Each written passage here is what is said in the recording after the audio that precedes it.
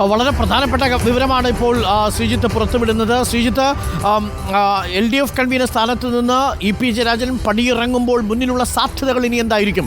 കേന്ദ്ര കമ്മിറ്റി അംഗമാണ്, മുതിർന്ന നേതാവാണ്. നമുക്കറിയാവുന്നതുപോലെ 95-ൽ അദ്ദേഹത്തിന് വെടിയേൽക്കുന്ന നാൾ മുതൽ അദ്ദേഹത്തിന് പാർട്ടിക്കുള്ളിലും അണികൾക്കുള്ളിലും ഒരു പാർട്ടിക്ക് വേണ്ടിയുള്ള ജീവിക്കുന്ന രക്തസാക്ഷി എന്നുള്ള ഒരു പ്രതിച്ഛായയുണ്ട്. ഏതെങ്കിലും ഘട്ടത്തിൽ അദ്ദേഹം പാർട്ടിയെ തള്ളിപ്പറയാൻ തയ്യാറായിരുന്നില്ല. അദ്ദേഹത്തിൻ്റെ വാക്കുപിഴ എന്ന നിലയിൽ മുതിർന്ന നേതാക്കളൊക്കെ അതിനെ വിമർശിക്കുമ്പോഴും അതൊക്കെ അദ്ദേഹത്തിൻ്റെ നിഷ്കളങ്കമായ മനസ്സിൻ്റെ പ്രതിഫലനം എന്ന രീതിയിൽ ഒരു പ്രതിച്ഛായ അദ്ദേഹത്തിനെ സംരക്ഷിക്കാനുണ്ടായിരുന്നു. പക്ഷേ ഈ ഘട്ടത്തിലെത്തുമ്പോൾ അദ്ദേഹത്തിന് ഇനി മുന്നിലുള്ള സാധ്യതകൾ എന്തായിരിക്കും? അദ്ദേഹം ആശിച്ചതുപോലെ രണ്ടാമത്തെ പിണറായി സർക്കാരിൻ്റെ കാലത്ത് മന്ത്രിസഭയിലേക്ക് വരാനോ പാർട്ടി സെക്രട്ടറി ആവാനോ അദ്ദേഹത്തിന് മറ്റു സ്ഥാനമാനങ്ങളിലേക്ക് പോകാനോ കഴിഞ്ഞില്ല.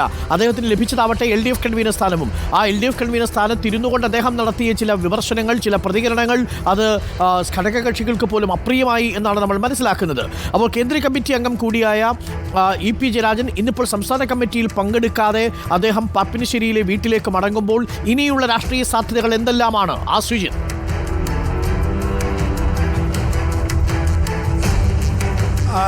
അരുൺ സൂചിപ്പിച്ച പോലെ വളരെ നിഷ്കളങ്കമായി കാര്യങ്ങളെ സമീപിക്കുന്ന, ഇടപെടുന്ന ഒരു തലം കൂടിയുള്ള മനുഷ്യനാണ് EP ജയരാജൻ.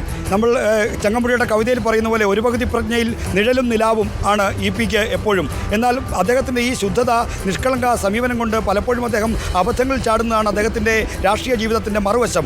അപ്പോൾ ഒരു വശത്ത് അദ്ദേഹം വളരെ നിഷ്കളങ്കനും ഹൃദയാലുവുമാണ്, ആളുകളെ സഹായിക്കുന്ന തരത്തിലുള്ള ഇടപെടൽ നടത്തുന്ന ആളാണ്. എന്നാൽ ഇങ്ങനെ ഇടപെടുമ്പോൾ തന്നെ അദ്ദേഹത്തിൻ്റെ പല ഇടപെടലുകളും അബദ്ധങ്ങൾ ചെന്ന് ചാടും. അതിലേറ്റവും പ്രധാനപ്പെട്ട ഒരു അബദ്ധമാണ് ദേശാഭിമാനിക്ക് വേണ്ടി ലോട്ടറി രാജാവ് എന്നറിയപ്പെടുന്ന സാന്റിയാഗോ മാർട്ടിൽ നിന്ന് ബോണ്ട് വാങ്ങിയത്. അത് വലിയ വിവാദമായി. VS പിണറായി ഈ ഏറ്റുമുട്ടൽ പാർട്ടിക്കകത്ത് നടക്കുമ്പോൾ VS ഉന്നയിച്ച ഏറ്റവും പ്രധാനപ്പെട്ട ഒരു ആരോപണവും ആയുധവുമായിരുന്നു ഈ ദേശാഭിമാനി ബോണ്ട് വിവാദം.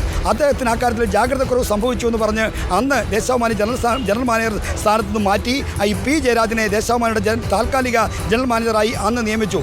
പിന്നീടാണ് അദ്ദേഹത്തിൻ്റെ ഭാഗത്തു നിന്ന് പലതരത്തിലുള്ള ഈ വാചക പിഴവുകൾ, ഇടപെടൽ, ഈ അദ്ദേഹത്തിൻ്റെ പ്രതികരണങ്ങളിലെ പിഴവുകളും മറ്റും വരുന്നത്. മന്ത്രിയായപ്പോഴാകട്ടെ അദ്ദേഹം, അത് കൃത്യമായി ഞാൻ ഓർക്കുന്നു, 2016 ഒക്ടോബർ 5-നാണ് വ്യവസായ വകുപ്പിൽ നിന്ന് KSIE കേരള സ്റ്റേറ്റ് ഇൻഡസ്ട്രിയൽ എൻ്റർപ്രൈസസിൻ്റെ MD ആയി PK ശ്രീമതിയുടെ മകൻ സുധീറിനെ നിയമിച്ചുകൊണ്ടുള്ള തീരുമാനം വരുന്നത്. ആ തീരുമാനത്തെ പറ്റിയുള്ള വാർത്തയും അന്ന് ഞാൻ മാതൃഭൂമി ന്യൂസിൽ പ്രവർത്തിക്കുമ്പോഴാണ് ആ വാർത്ത പുറത്തുവിട്ടു. അന്ന് ബന്ധുനിയമന വിവാദം എന്നുള്ള വലിയൊരു സ്വജനപക്ഷപാതത്തിൻ്റെ അടയാളമായി അത് ചൂണ്ടിക്കാണിക്കപ്പെട്ടു. അങ്ങനെ 2016 ഒക്ടോബർ 16-ന് ചേർന്ന CPM സംസ്ഥാന സെക്രട്ടേറിയറ്റിന് ശേഷം EP-ക്ക് രാജിവെക്കേണ്ടി വന്നു. അന്നും അദ്ദേഹം സ്വയം രാജിവെച്ചൊഴിയുന്നു. പാർട്ടിക്ക് ഭാരമേൽപ്പിക്കാതെ രാജിവെക്കുന്നു എന്ന ഭാഷ്യമാണ് ചമയ്ക്കപ്പെട്ടത്. എന്നാൽ നെപ്പോട്ടിസം, CPIM-ന്റെ നിലവിലുള്ള രാഷ്ട്രീയ സംഘടനാ രീതി വെച്ച്, മര്യാദ വെച്ചിട്ട് അത് അഴിമതി തന്നെയാണ്. അങ്ങനെ സ്വജനപക്ഷപാതത്തിൻ്റെ പേരിൽ അദ്ദേഹത്തിന് രാജിവെച്ചിറങ്ങേണ്ടി വന്നതായിരുന്നു എന്നതാണ് സാരം. പിന്നീട് വിജിലൻസ് കേസും മറ്റും ഇല്ലാതായതോടെ 1 കൊല്ലം കഴിഞ്ഞാണ് EP ജയരാജൻ വ്യവസായ മന്ത്രിയായി മന്ത്രിസഭയിലേക്ക് വീണ്ടും തിരികെ വരുന്നത്. അപ്പോൾ വിവാദങ്ങളുടെ സഹയാത്രികനാണ് എക്കാലത്തും EP. എന്നാൽ പാർട്ടിയുടെ VS പിണറായി ഏറ്റുമുട്ടൽ കാലത്ത് പിണറായി വിജയൻ്റെ തേരാളിയായി നിന്ന് പാർട്ടി സംഘടന പിണറായിക്ക് കീഴിൽ അണിനിരത്തുന്നതിൽ നിർണായകമായ പങ്കുവഹിച്ചതും ഇടപെടൽ നടത്തിയതും EP ആണെന്ന് മറക്കുക വയ്യ.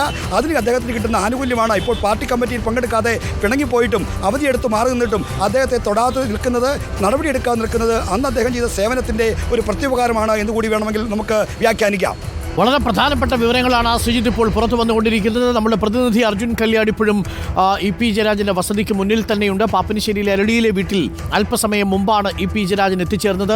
നേരത്തെ നമ്മൾ പറഞ്ഞതുപോലെ ഇന്നിപ്പോൾ നടക്കുന്ന CPM-ന്റെ സംസ്ഥാന കമ്മിറ്റി യോഗത്തിൽ പങ്കെടുക്കാതെയാണ് EP ജയരാജൻ പാപ്പിനിശ്ശേരിയിലെ അരളിയിലെ വീട്ടിലേക്ക് എത്തിച്ചേർന്നിരിക്കുന്നത്.